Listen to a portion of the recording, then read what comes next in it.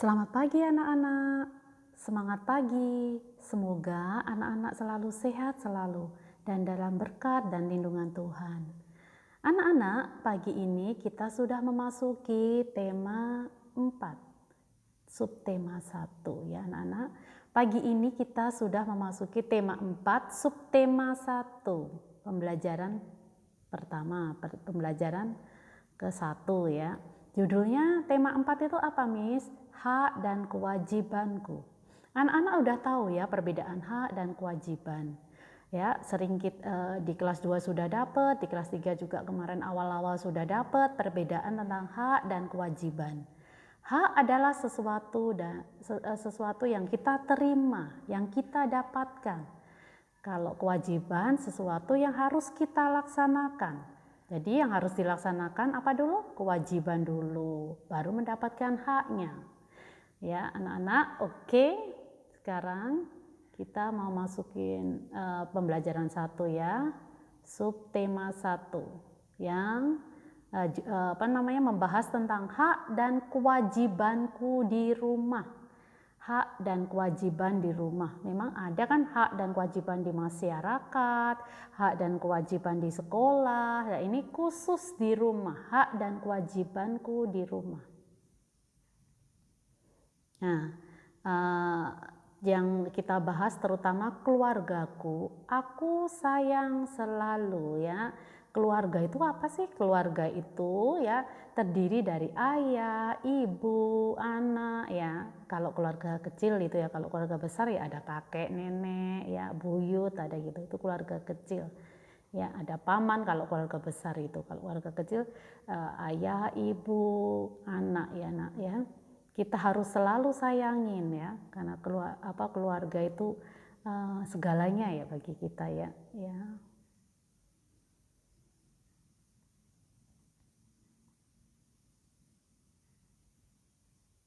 Nah, coba amati gambar berikut ini.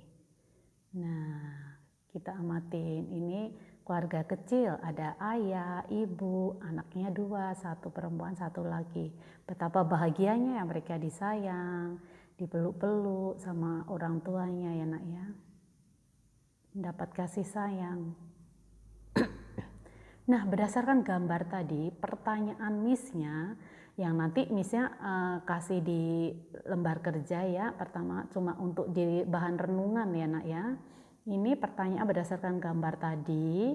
Pertanyaannya, mengapa ibu dan ayah begitu sayang dan perhatian ke kita? Mengapa ibu dan ayah begitu sayang dan perhatian ke kita? Itu pertanyaan pertama. Kedua, bagaimana perasaan kalian jika diberi kasih sayang dan perhatian yang begitu besar oleh orang tua ya nak? Bagaimana perasaan kalian jika diberi kasih sayang dan perhatian begitu besar oleh orang tua kita? Pertanyaan ketiga, bagaimana jika orang tua kita tidak perhatian ke kita? Bagaimana jika orang tua kita tidak perhatian ke kita? Ya, mau mainan sampai malam dibiarin, mau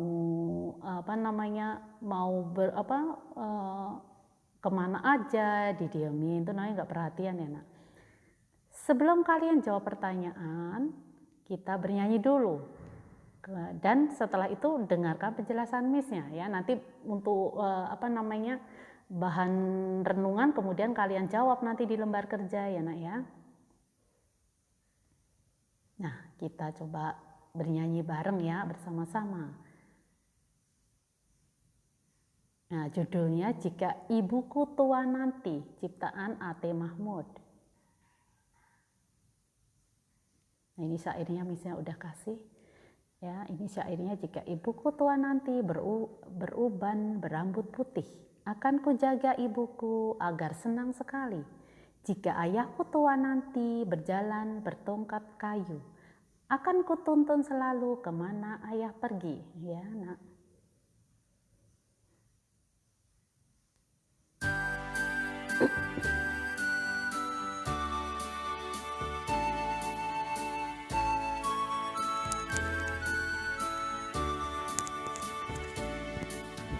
Jika ibu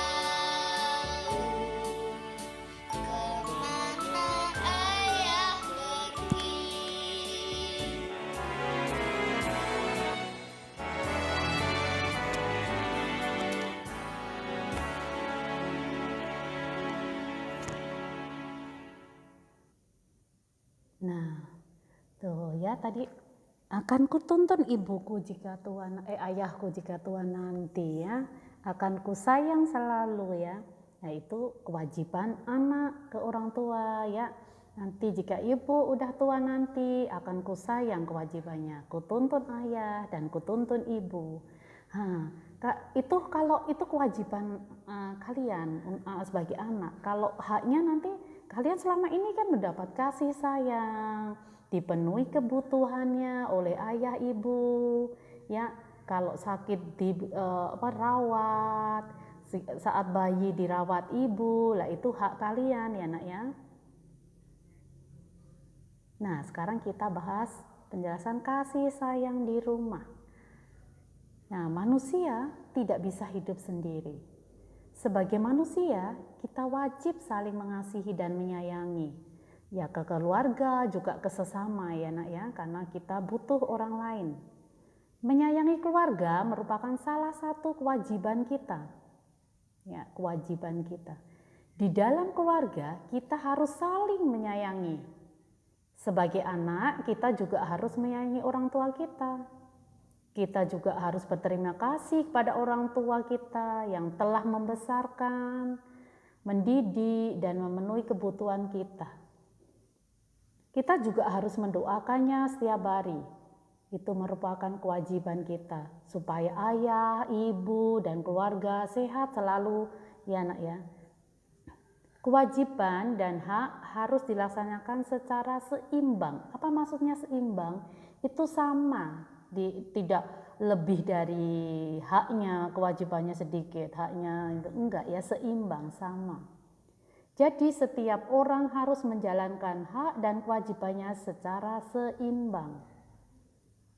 Laksanakan kewajiban dahulu, baru menuntut haknya ya nak ya. Nah, coba kalian tuliskan saran berdasarkan hak. Kita belajar, pernah kan kalimat saran ya nak ya, dulu di pembelajaran keberapa itu kan pernah kalimat saran. Nah ini cuma sarannya aja. Gimana kalau seperti ini, kita kasih ada hak, kalian beri sarannya. Seperti ini contohnya, mendapatkan hak kasih sayang, tuh kasih sayang ya, mendapat kasih sayang dari orang tua. Nah, saranmu apa? Mendapat kasih saran dari orang tua. Sarannya, nah ini sarannya, sayangilah ayah ibumu. Nah, sarannya gitu, karena kita mendapat kasih sayang haknya. Ya sayangilah ayah ibumu biar mendapat kasih sayang. Ya sebenarnya orang tua juga tidak meminta balasannya ya, tapi kita harus melaksanakan kewajiban kita menyayanginya ya. Sayangilah orang tuamu atau ayah ibumu ya. Mendapat uang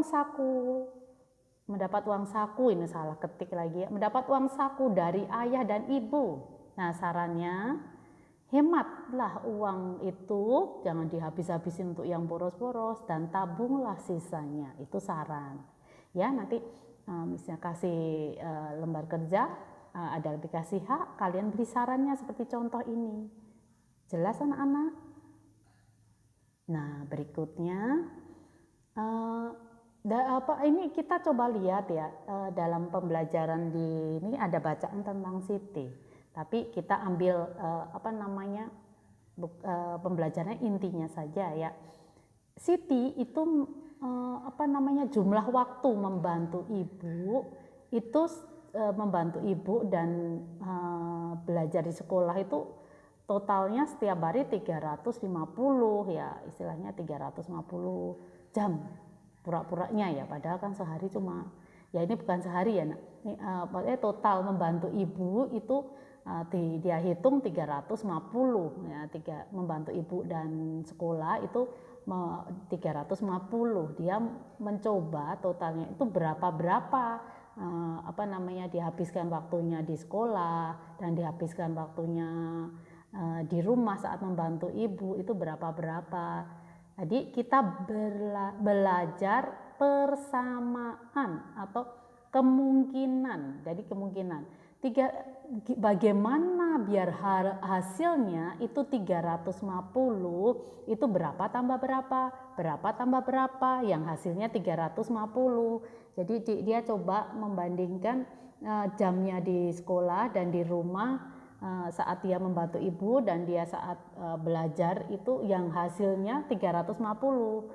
Nah, kita lihat jumlah jam membantu ibu, bukan per hari, bukan ya, ini dia total mungkin ya berapa bulan atau berapa. Oh iya ya, ini. Nah, jumlah jam di sekolah sama jumlah jam bantu ibu. Yang hasilnya 350 itu berapa tambah berapa? Ya, 200 tambah 150. 350 kan? Nah, berapa lagi yang hasilnya 350? 300 tambah 50. Nah, berikutnya 330 tambah, lah ini kok kelebihan. 330 tambah 20 nak, ini yang 70 ini 20 ya nak ya, yang 70 itu 20 ya, yang hasilnya 350, jadi 350 tambah 20 ya, itu bukan 70, salah ya nak ya. Nah berikutnya 100 tambah 250, 350 kan. Nah 175 tambah 175 ya kan nak, jadi jawabannya berapa? 350 ya kan. Jadi begitu ya, apa namanya, kemungkinan, 5 kemungkinan, ini bisa juga lebih dari 5, berapa kemungkinan gitu, tapi yang hasilnya 350. Nah itu kita berlatih apa namanya, persamaan atau kemungkinan yang hasilnya sama itu berapa dan berapa gitu nak. Jelas nak? Berikutnya, nah, terima kasih. Jika ada pertanyaan nanti boleh japri ke gurunya masing-masing. Terima kasih atas perhatiannya. Ya, nanti selamat mengerjakan lembar kerja yang Miss-nya kirim nanti ya. Terima kasih.